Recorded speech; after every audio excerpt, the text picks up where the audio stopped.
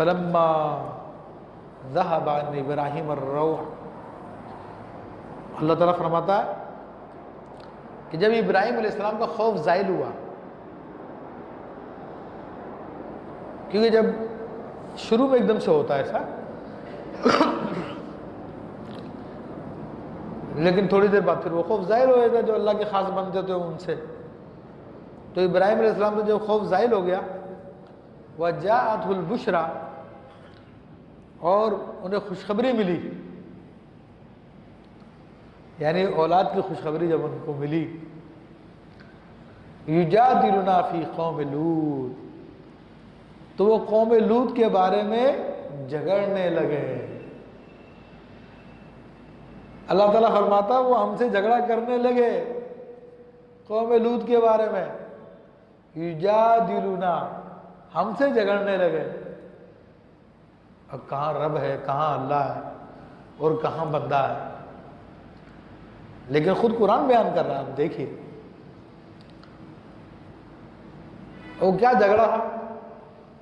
ابراہیم علیہ السلام عرض کر رہے تھے اللہ تعالیٰ کی بارگاہ میں، وہ محبت کا جھگڑا تھا، محبت کی ضد ہے. ٹھیک ہے نا، محبوبوں کو خاص مقام حاصل ہوتا ہے جو عام آدمی کو حاصل نہیں ہوتا. تو وہ اللہ کی بارگاہ میں عرض کر رہے تھے کہ میرے رب ان کو مہلت دے دے، اور قوم لوط علیہ السلام کو، اور ان کو تھوڑا مؤخر کر دے.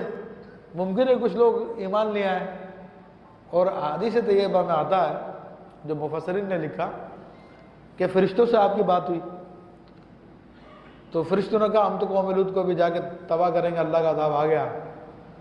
تو آپ نے فرمایا اچھا یہ بتاؤ، کسی بستی میں 100 مسلمان ہو تو کیا تم ساری بستی کو تباہ کر دو گے؟ کہہ لیں گے نہیں. کہا 90 مسلمان ہو؟ انہوں نے کہا کہ نہیں، پھر بھی پوری بستی کو تباہ نہیں کریں گے. اس طرح کرتے کرتے کرتے کرتے 10 تک بات آ گئی کہ اگر 10 مسلمان ہو کیا پھر بھی تم بستی کو پوری کو تباہ کر دو گے؟ انہوں نے کہا نہیں، جو عذاب کے مستحق ہے اس کو عذاب ہوگا. تو آپ نے کہا اگر ایک ہی مسلمان ہو پھر؟ انہوں نے کہا پھر بھی نہیں کریں گے ساری بستی کو، اس ایک مسلمانوں کو چھوڑ دیں گے. یعنی اس وقت مسلمان حضرت لوط علیہ السلام ہی تھے اس قوم میں. تو یہ فرشتوں سے آپ کی مباحثہ بھی ہوا. فرشتوں نے کہا لیکن ہمیں تو حکم دے دیا گیا ہے، ہم تو وہی کریں گے جو اللہ کا حکم ہو گیا ہے. تو بہرحال یہ جھگڑا تھا. اب اللہ کے پیاروں کی شان بھی معلوم ہو گئی کہ اللہ کی بارگاہ میں اس کی کیا عزت ہے، کیا آبرو ہے. بعض لوگ انبیاء اولیاء کی شان کو گھٹانے کے لیے معاذ اللہ الٹی سیدھی باتیں کر دیتے ہیں اور کہتے ہیں کہ کسی نبی ولی شہید کی خدا کے سامنے حیثیت ایک چوڑے چمار بھنگی کسی نہیں ہے معاذ اللہ ثم معاذ اللہ.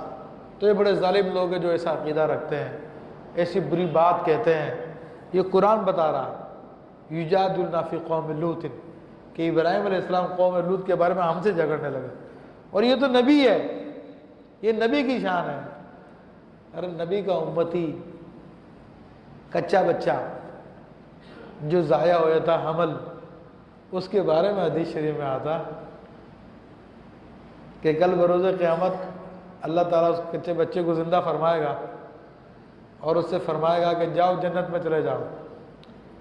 تو وہ انکار کر دے گا کہ نہیں میں نہیں جاتا جب تک کہ تم میرے ماں باپ کو نہ بخش دے. حدیث شریف میں آتا کہ وہ اللہ سے جھگڑا کرے گا. یہ پیار کا جھگڑا، محبت کا جھگڑا.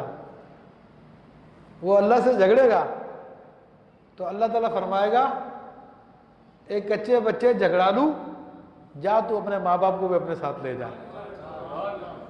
اور حدیث شریف میں آتا کہ بچہ اپنی ناف، چھوٹے بچے کی ناف جڑی ہوتی جسم سے، وہ جہنم میں لٹکائے گا، اس کے ماں باپ اس کی ناف کو پکڑ کے اوپر آ جائیں گے اور جنت میں لے جائے گا. یہ نبی کی امتیوں کی شان ہے بھائی. تم کہاں نبیوں کے بارے میں ایسے گندے الفاظ کہنے لگ گئے ہو؟ کہاں اولیاء کے بارے میں اتنے گندے الفاظ کہنے لگے ہو؟ اور کتاب کا نام تقویۃ الایمان رکھ دیا، حالانکہ وہ تقویۃ الایمان ہے، ایمان کو فوت کرنے والی کتاب ہے.